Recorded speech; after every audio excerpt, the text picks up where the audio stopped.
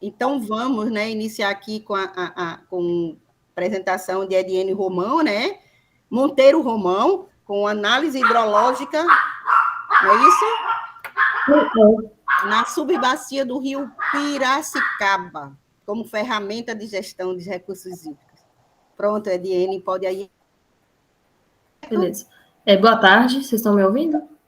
Perfeito. Sim. A proposta, né, do projeto que está sendo desenvolvido até então é a análise hidrológica na subbacia do rio Piracicaba, aí como ferramenta de gestão de recursos hídricos. É da Unifei, né, de Itabira, só que eu resido em João Molevade. Meu nome é Ediene Monteiro Romão, sou engenheira ambiental e aluna do Prof. Água. Então, a área de estudo que se trata o projeto é a subbacia do Rio Piracicaba, né? É uma subbacia aí que está inserida dentro da bacia do Rio Doce, no estado de Minas Gerais, e é uma subbacia que possui cerca de 21 municípios, cerca da sua extensão territorial corresponde a 8% de toda a extensão da bacia do Doce, e ela também aí é uma subbacia que tem a presença de inúmeros polos econômicos, né? Como tem a mineração, que é muito presente aqui no estado de Minas Gerais, a presença da siderurgia e também de alguns pontos de reflorestamento. É uma subbacia importante para a economia, mas também é uma subbacia importante aí para a questão da população, né? Fornecimento de água para a população. Só de vazão demandada para o setor industrial, tanto mineração, siderurgia e reflorestamento, é cerca de 6,48 metros cúbicos por segundo aí.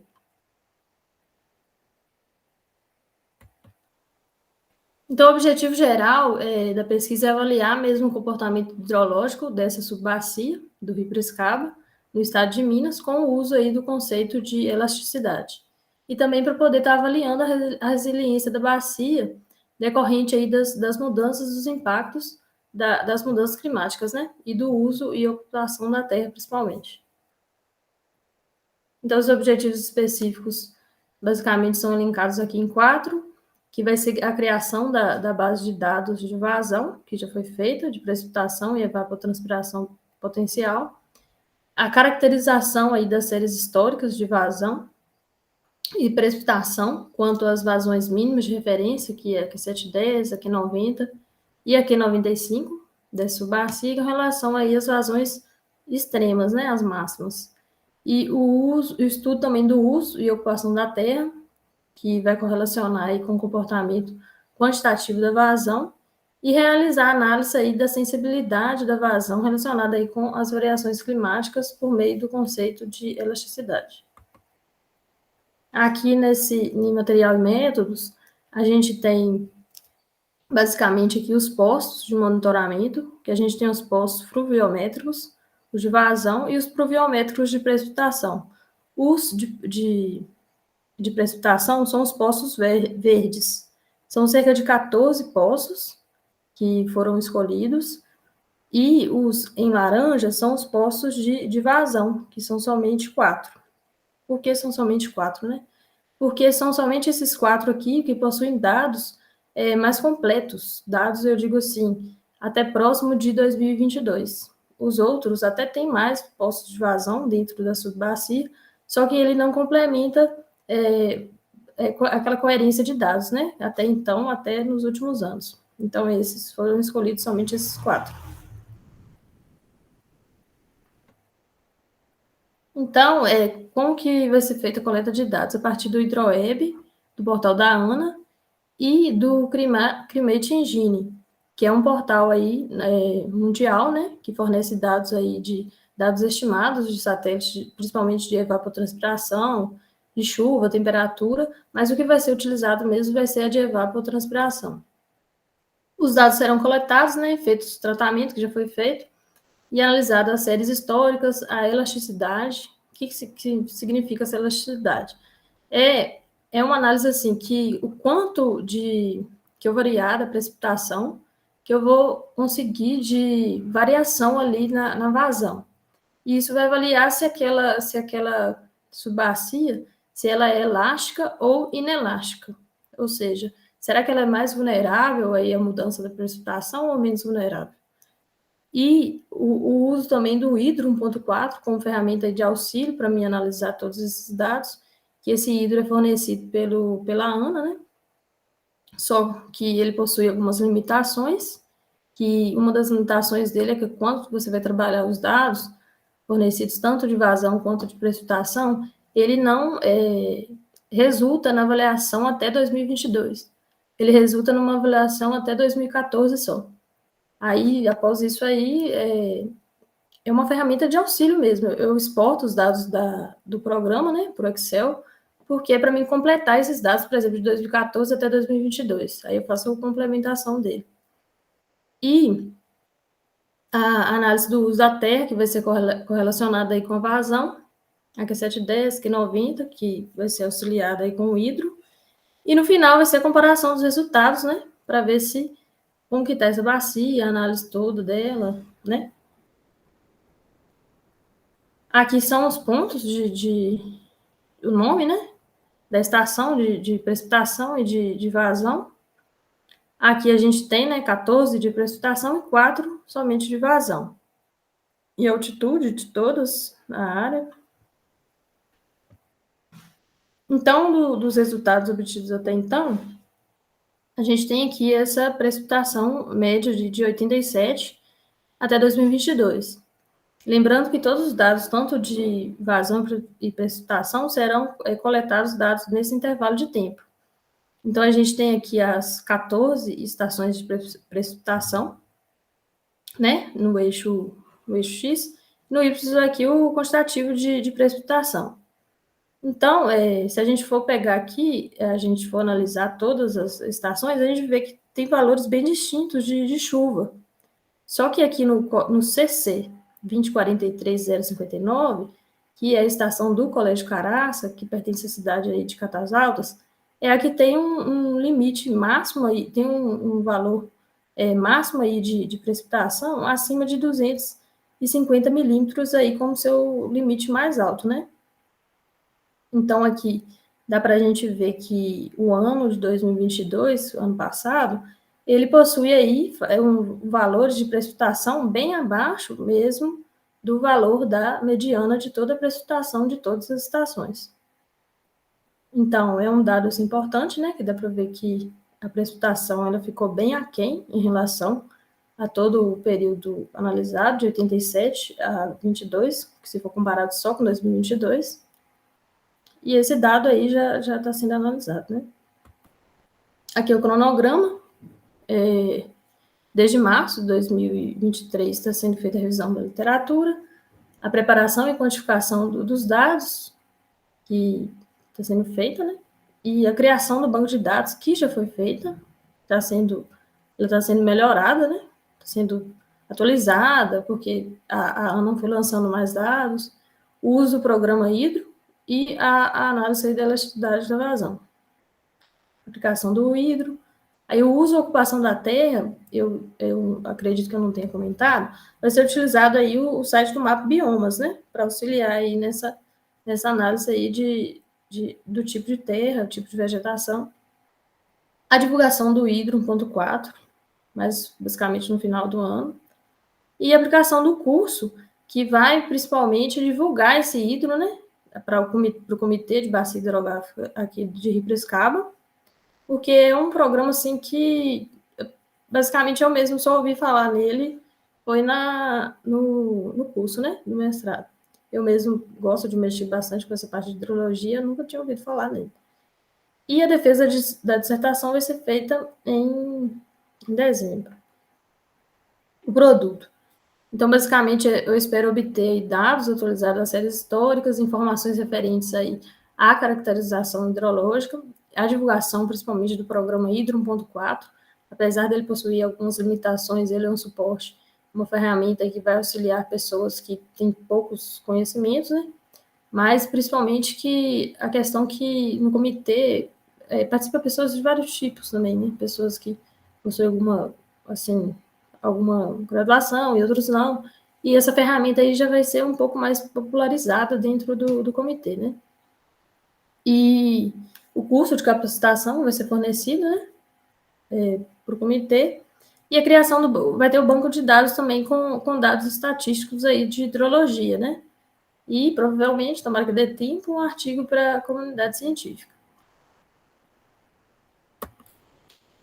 Então, esse projeto, ele vai ser possível aí analisar a resiliência da subbacia, a sensibilidade dela, da vazão, e o estudo também ele vai fornecer informações importantes para o planejamento de medidas para a adaptação das mudanças climáticas e também a prevenção de desastres relacionados ao uso da água.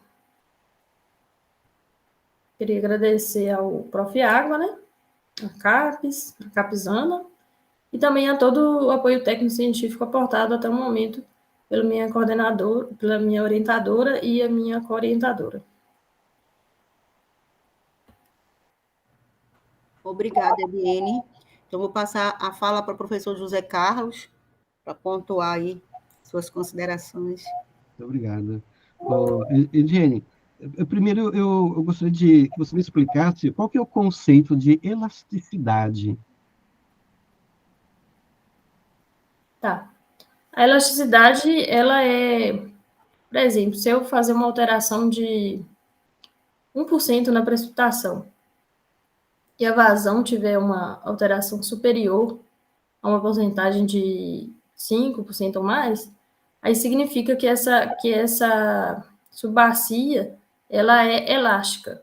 E se variar um pouco, se esse mesmo valor de porcentagem de variação na precipitação, ele resultar numa variação da vazão um pouco abaixo, ela já vai ser inelástica.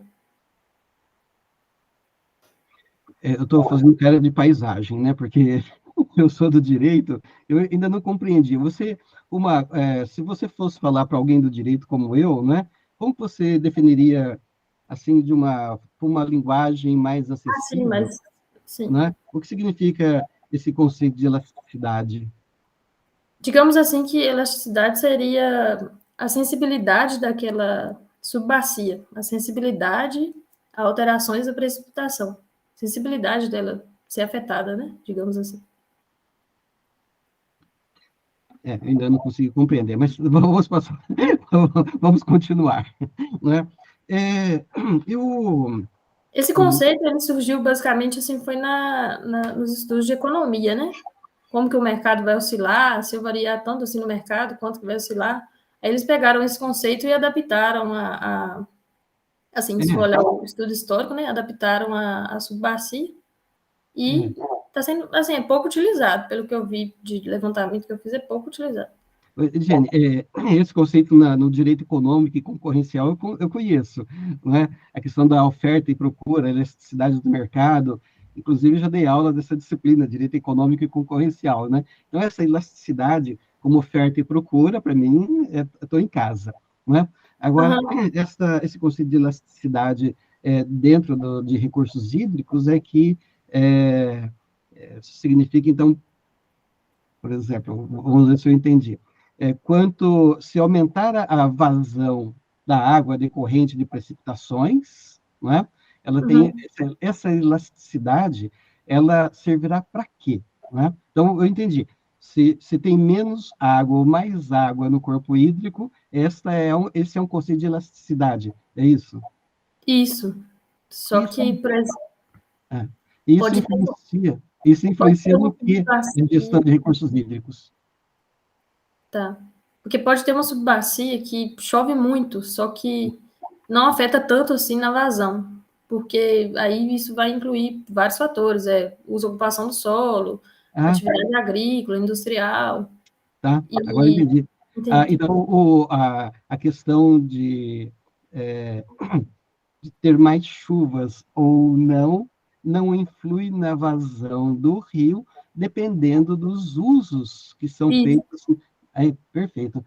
Captação de água para agricultura, pecuária, mineração, né? Entendi. Agora, Ediene, eu sinto falta, né, de uma abordagem da lei de recursos hídricos, né? Porque você fala, o seu trabalho é sobre gestão de recursos hídricos, né? E aí, eu não vi em nenhum momento você tocar no assunto da lei de recursos hídricos, porque o artigo 3º desta lei, né, o artigo 3º fala das diretrizes gerais de ação para a implementação da Política Nacional de Recursos Hídricos, né?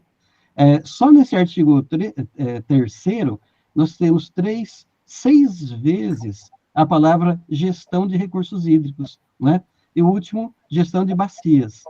Então, você pretende fazer algum tipo de correlação ou trazer para o seu trabalho esses conceitos, né, que estão na lei de recursos hídricos para o seu trabalho? Porque você fala em gestão de recursos hídricos, que está na lei, mas eu não vi, na sua apresentação, nenhuma abordagem, né, legal. Você pretende fazer essa correlação? Você fala com questão só da legislação, né? Sem ser ODS, nada. Não. É que você é engenheira, né? Uhum. Então, eu sou advogado. Então, eu fico imaginando o seguinte, né? Quando se fala em recursos hídricos, eu, como advogado, já olho para a lei, né? Você, como engenheira, você olha para a gestão de recursos hídricos com outro olhar, não é? Mas, na lei de recursos hídricos, não é? Nós temos o artigo 3º, só para você ter uma ideia, na lei de recursos hídricos, aparece a palavra gestão 27 vezes, né? 27 vezes. Então, eu penso que seria, assim, razoável, já que estamos falando em gestão de recursos hídricos, não é? E que recursos hídricos têm uma lei específica, não é? Seria interessante você trazer, não é, uma abordagem do que fala esta lei, especialmente aqui no artigo 3º, para o seu trabalho, porque como que você fala de gestão de recursos hídricos sem fazer referência à lei que define o que é gestão de recursos hídricos? Entendi. Eu acho importante fazer essa captura, né, desses termos da lei, especialmente do artigo 3º, para o seu trabalho, né? Vai ser bom, vai ser bacana, vai agregar. Eu acho que mais do que agregar, vai dar fundamento para o seu trabalho. Porque alguém, né, Dilene, lá na sua defesa, pode perguntar o seguinte: por que você não usou os conceitos jurídicos de gestão de recursos hídricos? Né? Não vai bastar você falar assim, falei que fomos engenheiro ambiental, e não... Mas o direito é aqui da sustentação. Né? Eu só estou fazendo essa contextualização, Jenny, pelo seguinte: na Unesp, numa ocasião, há alguns anos, eu fui convidado para participar de uma reunião que falava sobre mudanças climáticas, né? Aí tinha lá 50 engenheiros, técnicos, geógrafos, tinha toda uma espécie de formações, né?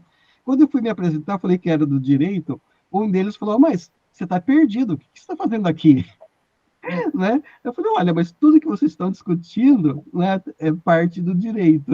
Então, eu quero vender meu peixe, Diane, Tá certo, tem que fazer isso mesmo. você pensar, né, com os seus orientadores e orientadora, a abordagem, né, desses conceitos que estão na lei. Né? É isso. Beleza, obrigada. Pronto. Eu vou um pouco além, viu, professor José Carlos? O senhor falou na Política Nacional de Recursos Hídricos, e eu falo sempre em sala de aula, que a gente não pode trabalhar recursos hídricos se não trabalhar meio ambiente, porque é um recurso ambiental. E aí eu falo ainda, além da Política Nacional de Recursos Hídricos, eu falo da Política Nacional do Meio Ambiente. Tá?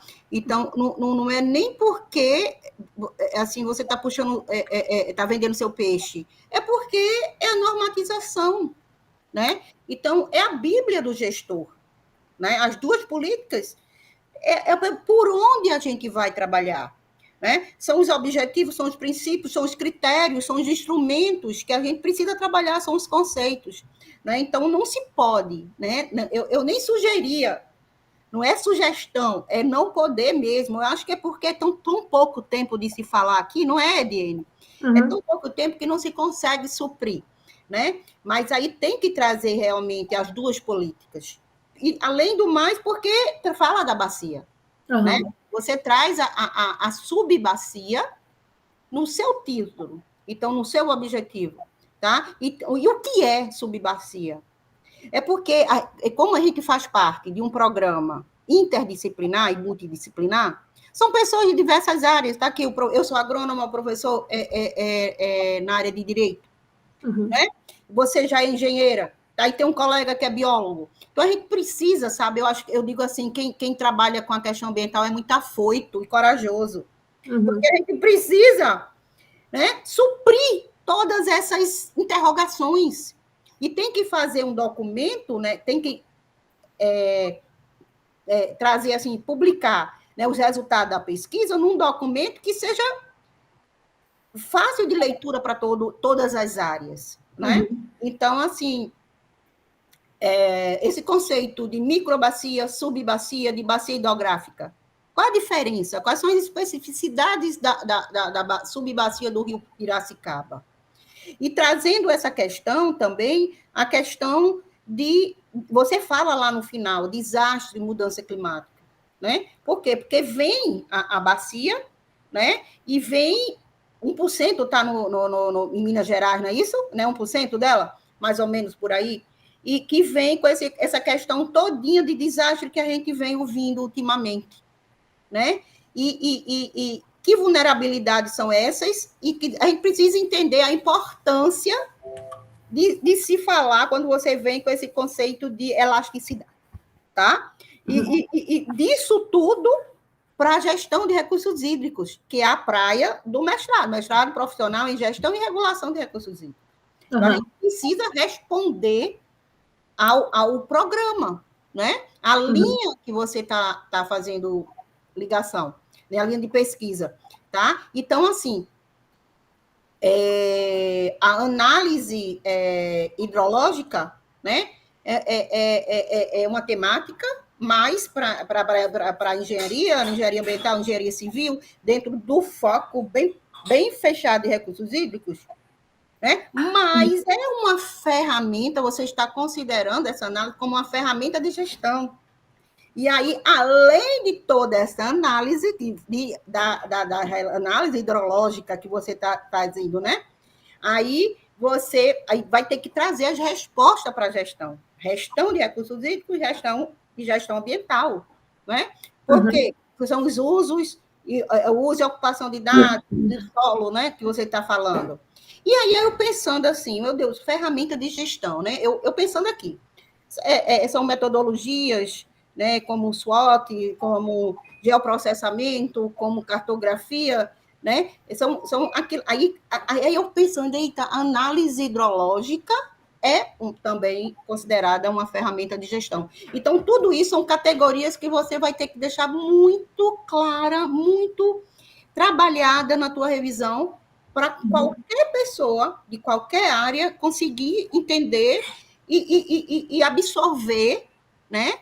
Porque a gente não está na engenharia civil, está no Prof. Água. Como é que isso aqui vai trabalhar e vai trazer resultados para a gestão. Aí você fala num curso de capacitação, na formação de um banco de dados, né? Maravilha, né? E trazendo resposta, fazendo esse link com desastre, com mudanças climáticas, com termos como elasticidade, né? Então, tem que deixar tudo muito redondinho, tá? E não esquecer, que eu acho que é uma das questões importantes, né? Não esquecer que recursos hídricos é meio ambiente, né? É um recurso ambiental. Então, a gente tem que estar sempre trabalhando as duas políticas. Não é isso, professor?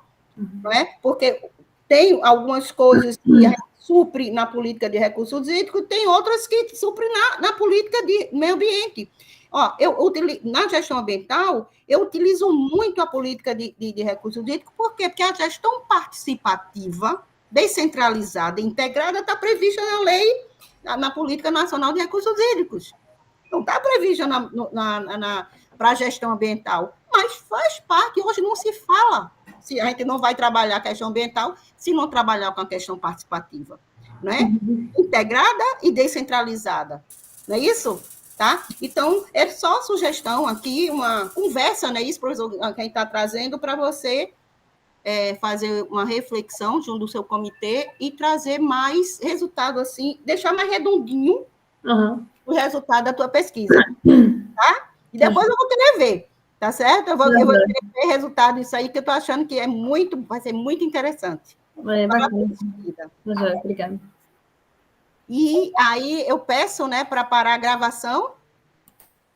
É isso? Acho que a gente chegamos ao final, não é isso, professor? Concluímos. Parabéns, Diane, pela proposta. E concluindo na hora. Não foi isso? Concluindo aí, ó, com 12h27. Até meu atraso inicial não levou